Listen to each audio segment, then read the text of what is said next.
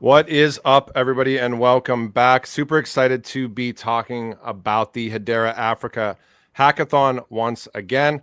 World's largest, over $1 million in prizes for participants. There's a bunch of tracks, but today we're going to be focusing on the Immersive Experience track. So everything from cultivating culture to gaming to immersive environments. We're going to be digging into the weeds here. Definitely want to welcome Kazbek, who is from the Metaverse Fashion Council, Ishmael from the Hedera ecosystem and DAR blockchain Hedera Hacks, and Salman from Exponential Science Foundation. Before we hop into the weeds with immersive experiences, though, and I'm sure everybody will give little intros as we get through the questions here. Ishmael, can you give us maybe an update of the status of the hackathon? And I should mention before we hop in, I know it's titled Hedera Africa Hackathon, but this is global, obviously global participation. It's all digital. And Ishmael, what's the current status, stats, everything? Give us some info here. Muted. You're muted. Should be good. Good. Can you hear me now? All good? Mm-hmm. All right. So it's been really great since the start of the hackathon. It's 5 weeks into the hackathon right now. We have around 250 projects who have already submitted their biddles on Dora Hacks. More than around 2,000 hackers have also submitted their registrations to the hackathon. We've just announced two very big news. The first one is the sponsorship and partnership with Orange, which will give us access and which will give all the hackers around Africa access to 18 hacking stations.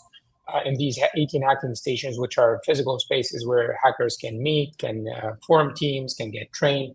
We're going to have trainers on the ground, whether business mentorship, whether technical mentorship, everything the hackers need in terms of media assistance, everything they need to get their projects going. And then, this is the announcement from Genfinity's website. It's great.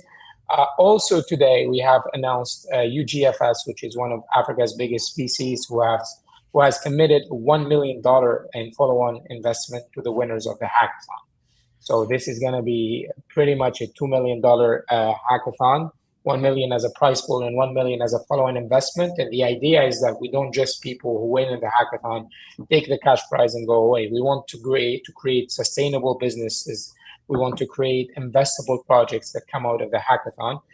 And so we're providing everything for people who win in the hackathon to kind of build their businesses and set up their businesses both in Africa and internationally. And as you said, the hackathon is open to everyone in the world while keeping the focus on Africa.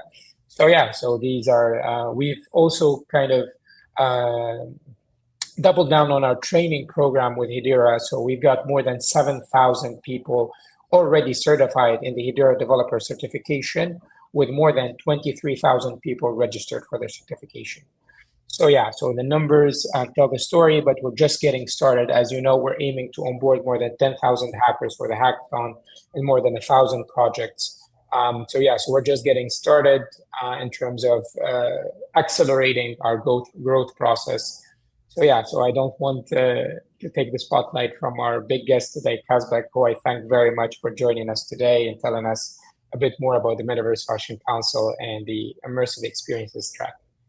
Awesome. Well, I definitely want to say obviously going from 1 million to 2 million, because it's 1 million in and of itself is a huge opportunity for anybody building in this space or anybody wanting to build in this space. And we know, especially with like agentic AI and stuff right now, I'm sure you could whip up some pretty cool submittals even just by using like autonomous agents and stuff, which is awesome. But $2 million prize pool, and that's through Ishmael. Is that UGF? UGFS. Okay, cool. So, and for people that are kind of watching at the very beginning of this, the kind of home portal here is Hedera Tech Hackathon. Is that where you guys want to be driving people? Or HederaHacks.com, right? HederaHacks.com and also DoraHacks.com /Hedera. Let me give you the exact link. It's /Hedera Hack Africa. So I'll copy it here. Maybe you can show it to the people on the screen. where Okay. people can submit their projects, can submit their registrations. We also have Discord. We have more than 2,000 people on our Discord, active members going to daily office hours, trainings, everything.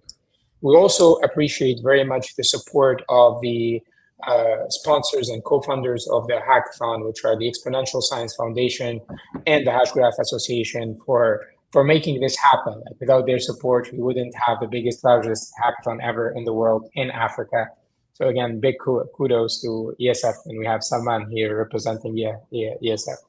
Well, walk us through, maybe Salman, if you could walk us through, and then I'm going to definitely want to get to Kazbek and to tell us all about Metaverse Fashion Council, because I know you're our new guest here today. But Salman, can you tell us a little bit about the Immersive Experience track, why that's interesting for this hackathon, why you guys kind of incorporated that into the wheelhouse of tracks as well?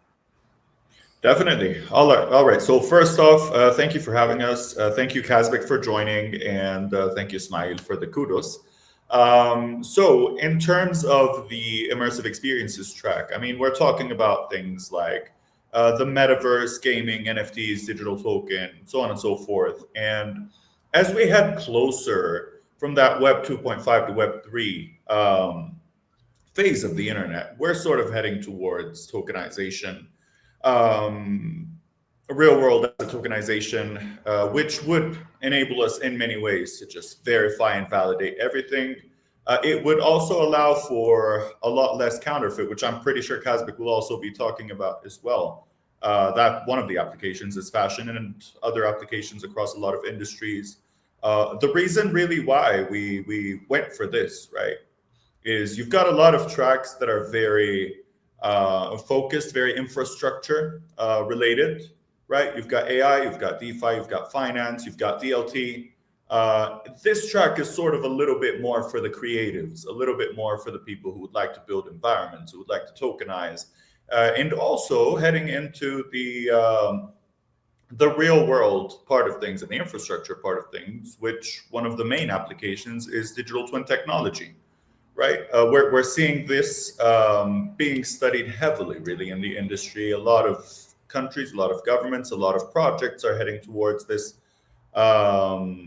approach, whether it's for facility management, whether it's for other things, a lot of other things, a lot of applications. So yeah, ideally what we're looking for is just some very creative builders, whether they want to create something on the gaming and NFT side, or whether they want to display their art, or whether they want to build something on the infrastructure side.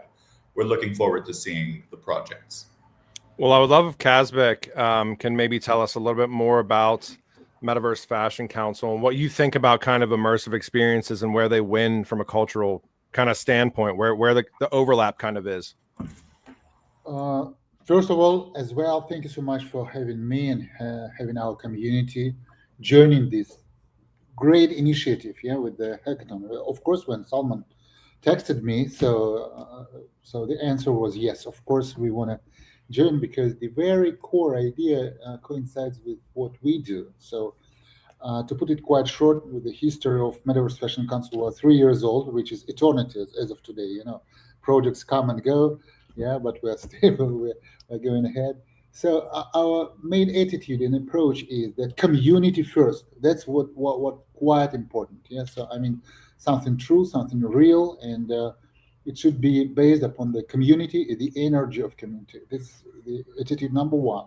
Number two is being here, residing here in the United States. We understand that at least in crypto, blockchain industry, at least in creative industry, the energy of other countries, of the members of other countries, to be honest, is more. Uh, I don't want to say more valuable, but I mean it's like more valuable. Okay, so I mean other countries like Africa, continents, other regions, they have sometimes more power, more interesting creative solutions. They bring, and in this connection of established tech investment culture of Silicon Valley, where I am now. So, and or even European one with this landscape. So there is the truth. For instance, we are launching our projects in a couple of days. We are going to announce that with Andreessen Horowitz Tech Week. Yeah, so you are on our website.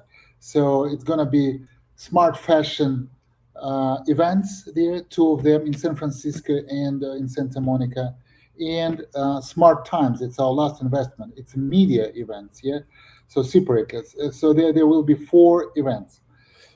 So point number one is community first, and then creativity plus technology. That's where all the industry is going, because AI helps a lot, yeah, to solve a lot of problems which took a lot of routine work even 3 years ago or 5 years ago. Yeah, so now everything is easier. So the landscape is the quite different, and very it's way more easy to newcomers to join the game. Yeah, and I think that uh, we can help and support as Metaverse Fashion Council. We can help and support your winners and maybe not your winners of the hackathon. Yeah, so who you choose. Thank you for inviting me to be one of judges. It's an honor for me, but we can commit more. Yeah, we want to commit more, so we can. Let's discuss it later. Yeah, so we can invite some of your winners to United States. We can support it here. We can co-promote them. So we're very well connected. So I personally met the mayor of San Francisco and the mayor of Santa Monica. We are based in 2 cities, LA and San Francisco. So we can bring people like your winners to Andreessen Horowitz. It's one of the biggest, maybe the biggest venture capital funds. So I'm going there today, for instance, yeah, like in 10 hours. Yeah, so we can add value first. And additionally, so after I scrolled down and explored what you have, what you promote. First of all, Hedera is great, so that's what I like. Hedera is great in the United States, and your initiative worldwide is great. Yeah, so it's quite rare. Usually bigger companies here in US, they stay in US. Yeah, so what you do, it's great. Yeah, first we appreciate. And what we can do. So launching our Smart Times as a additional media asset, media outlet. Yeah. So we are ready to promote, of course, your event and your participants and your partners. And I think that your winners, we can support and promote them. Yeah, and we can reward them with satoshis. So we are launching satoshis as the units of bitcoins. I mean, it can be media support and it can be financial support as well. So let's coordinate here. And last but not least, after I explored everything, so for us, Smart Times is a startup. So, and I see that what you do is great, and maybe we can join the movement. So we can invite companies, startups from US, and maybe our Smart Times can join it. So I don't know. So I see it's very, very cool and full of energy. And thank you so much again, yeah, for having us. So ready to Thank you. No, Kazbek, that's awesome. We really appreciate it. So definitely want to make sure that everybody checks out metaversefashioncouncil.org and give these guys a follow on X as well. I'll make sure I run back through all of these, but at MFC Magazine and Smart Times link is on here as well. metaversefashioncouncil.org/magazine. One thing that I think is interesting, and I've seen this kind of be, I don't want even to say a trend. I think it's just what's actually happening. And I'm curious, maybe more for Salman here. First and foremost, I know Ishmael at the very beginning mentioned kind of some of the stats this far. It's definitely not too late to start getting in your submissions now. And from experience, you normally get a ton of submissions the last few days of a hackathon. But really what's interesting to me is like, we kind of have these like emerging economies that are taking the bull by the horns with the technology, or at least that's what it seems like. And Africa is definitely kind of an area that I've seen just a ton of really kind of cool and smart submissions and people that are just like willing to go and work and innovate and build. But Salman, is that your experience too? Like, do you see a lot of uptick, even though this is a global digital competition and hackathon? Where are you seeing the most kind of influx within this one and just kind of, in general abroad? Oh, I believe Smite has a lot more accurate numbers on that, but I mean, from what we're seeing so far, what I would say is that we have got influx from around the globe. We've got interest from around the globe. Smaid will give us more detailed numbers as well. 100%. Yeah. So we're getting projects. I had a few meetings last week with a project from San Francisco. I had two meetings from projects from Germany, and the excitement is real, and the quality of the project is real. I won't disclose the ideas of the projects because they still haven't submitted their biddles, but we're getting a lot of excitement, a lot of interest, at least because we're also jumping in spaces like Genfinity, where the audience is global. There's a lot of people from the US who will watch us and talk about the hackathon, be interested in the hackathon. Honestly, I don't have the exact number because we don't do KYC. We don't ask people where their projects are coming from or where they're coming from. But in terms of the spaces that I've attended, in terms of the discussions that I've had, I can tell you there's a lot of interest from people outside of Africa because the prize pool itself is a magnet for people who want to set up their businesses, who want to grow, whether in Africa or internationally. It's just putting that to work and putting the effort to shine within more than 1,000 project submissions. One thing I think that is kind of interesting is I know that in crypto and blockchain we love terms or like creating terms. I said this I think like in a couple interviews ago though. I think that when we talk immersive experiences, I think that just all of gaming is going to be more immersive in a decade. We're not necessarily even going to, this is a sidebar by the way. We're not necessarily going to be like saying crypto gaming or Web3 gaming. We're just going to be saying gaming, and gaming is just much more immersive because of things that crypto can allow, because it's just the next iteration of tech. Same thing with, the way that we browse and everything else. And I also think like from an immersive experience and just hackathon track standpoint in general, I had the opportunity to judge a prior hackathon, and the most impressive submittal that I saw out of like 20 out of the judging was like the most simple one, which was crazy to me. It was like, it's just ingested right into daily life, which gets me kind of into real impact examples. And maybe Ishmael, you're maybe best served to answer, whoever wants to take it. But I think like even like a year ago doing an interview and hearing that like there was gaming, there was people in different corridors of the world that were playing blockchain games and making enough money to like substantially change their lives. And it might not seem like a lot of money, like when you're in the United States or wherever, but a lot of these different countries, like we talk about financial empowerment and what blockchain offers, something as simple as a game, a blockchain gaming experience to some of us may represent something life-changing to somebody in a different country. And I don't know if anybody wanted to kind of talk about this track under just like that purview to an extent, because I think it's a pretty interesting thought process. Yeah, I'll take that. I'll happily take that. I mean, from what we've seen, in these past couple of years, the concept of a metaverse, right, and a set of metaverses, the ecosystem, the interoperability has really changed a lot over time. But definitely the play to earn aspect, starting with, I think the most mainstream one was Axie Infinity.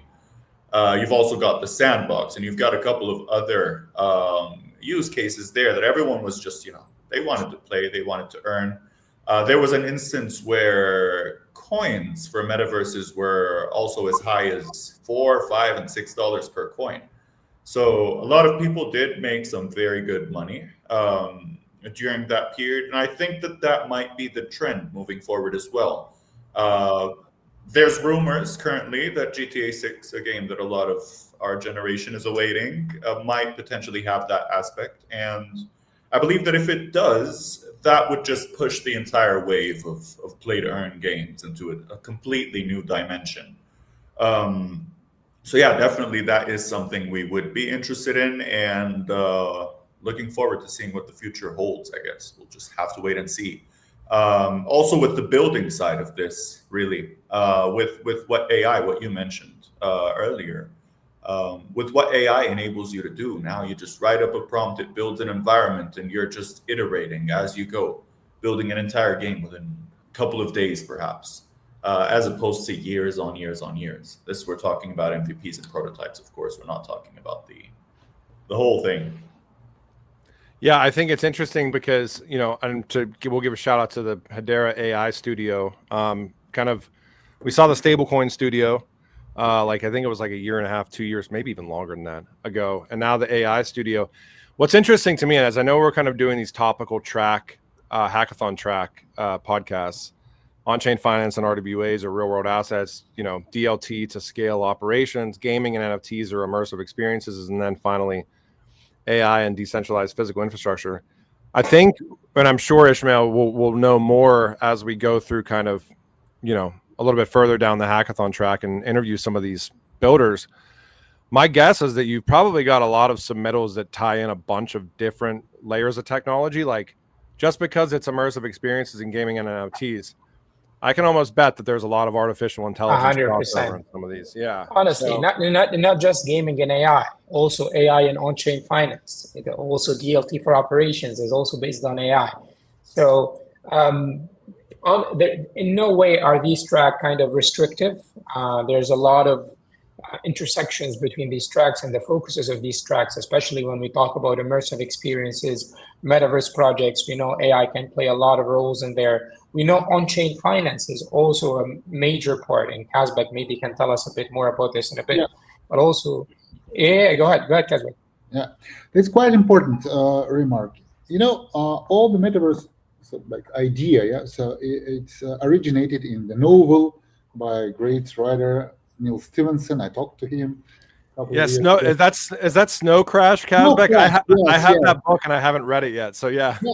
Oh, please do. So it is 1992. Yeah, see, it was even 6 months before the web was created. There were no web then. So this genius vision, yeah, so forecasting, prediction of what will come. So, and it's still actual.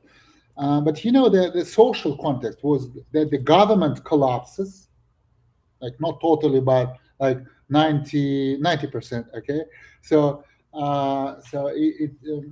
so everything happens here in California, in LA, at this 405, which I use every day. Yeah. So, but the idea is that there is new economy. Metaverse isn't just three-dimensional like game playing. It's not just a Roblox style or Decentraland or even Sandbox. It's a new economy. It's a new life. It's another me. Yeah. First, and the main point of this another me is another self, is new economy, new status, new life. Yeah.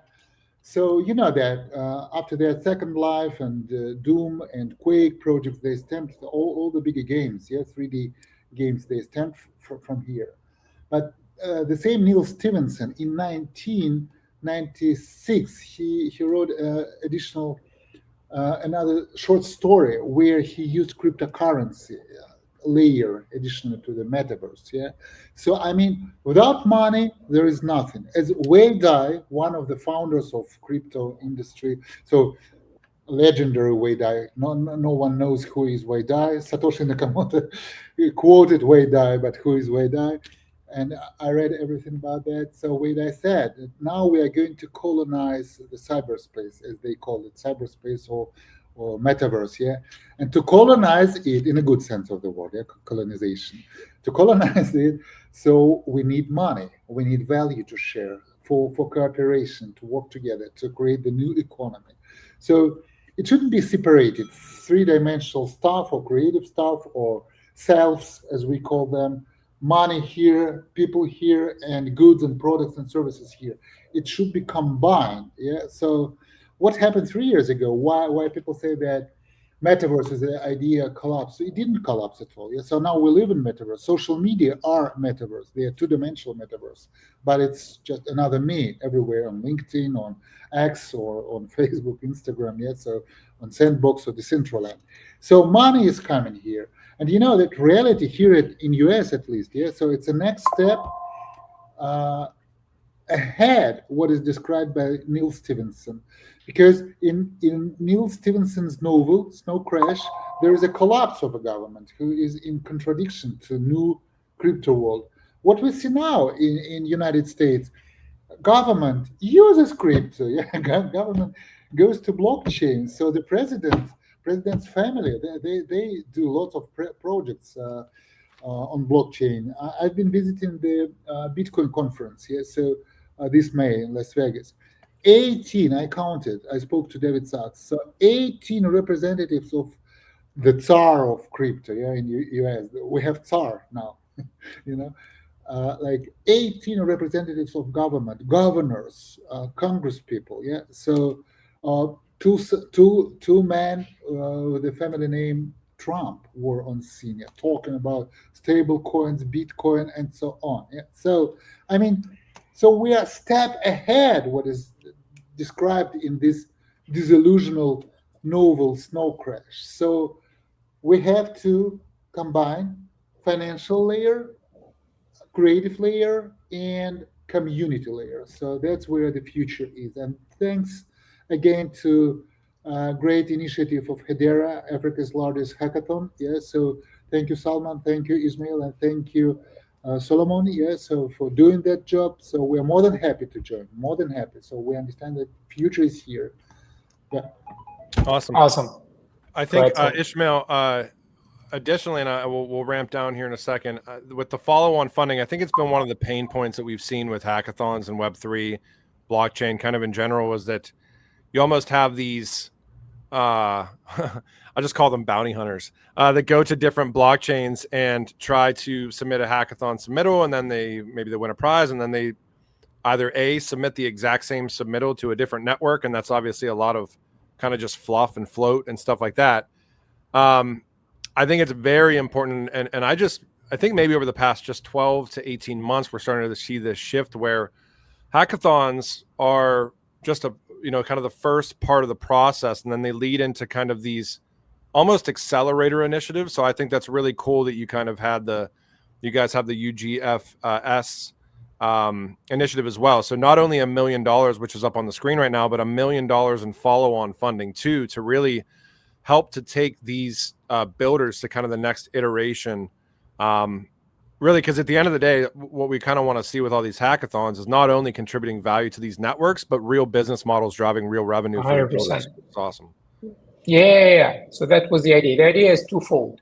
One, we're aiming for a really high number of submissions and participants, so that, as you said, people can't just submit anything, because they know they will have a lot of competition.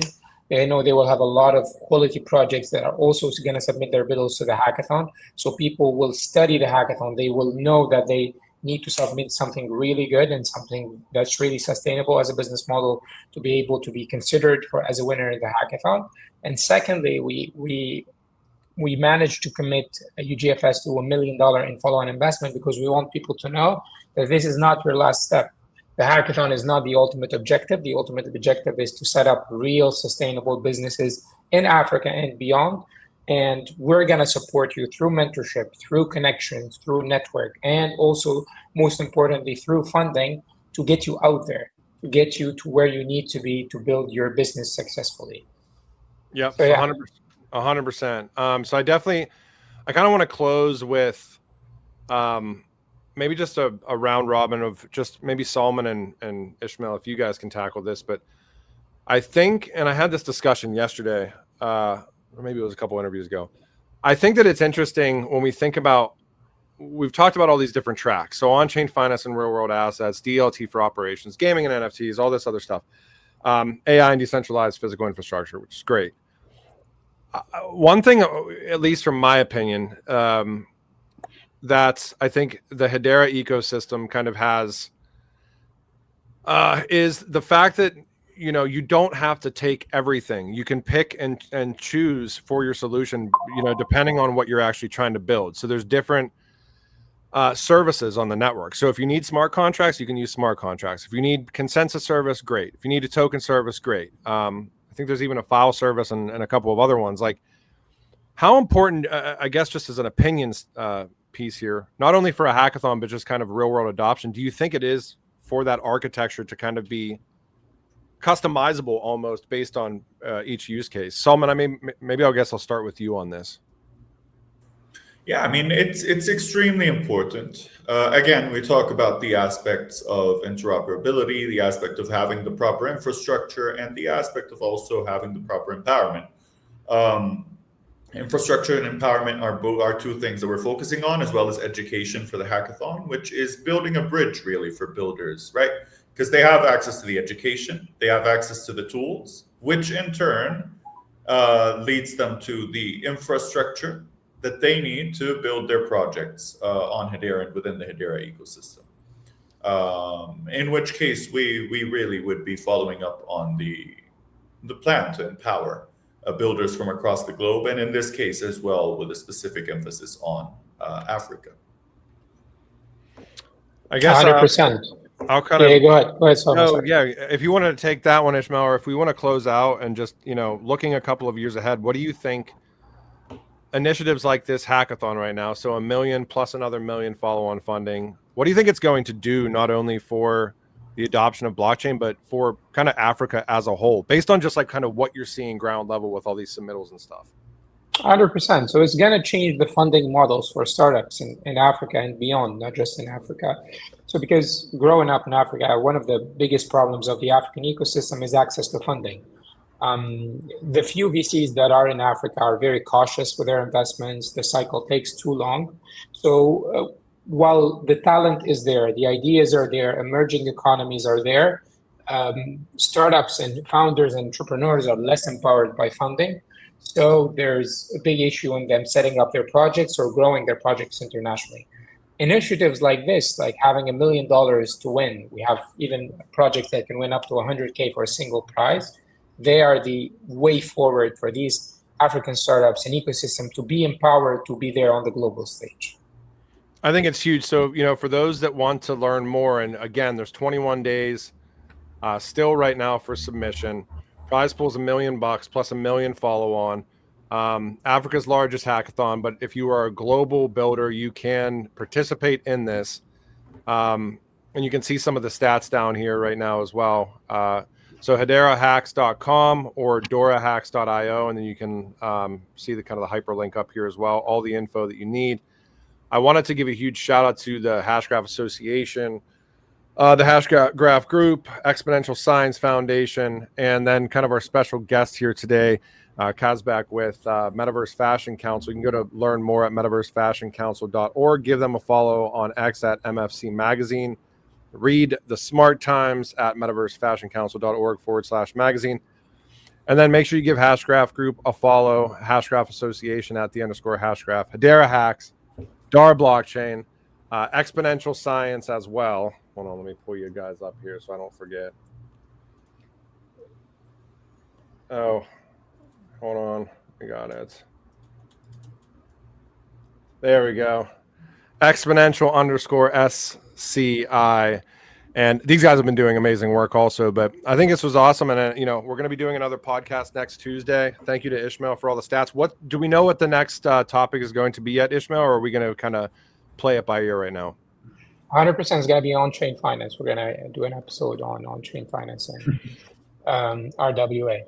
Okay, awesome. We've got many more of these coming down the pipeline. Thank you to everybody today for joining. Hang out with me, gentlemen, for a second here while I make sure I get this recording.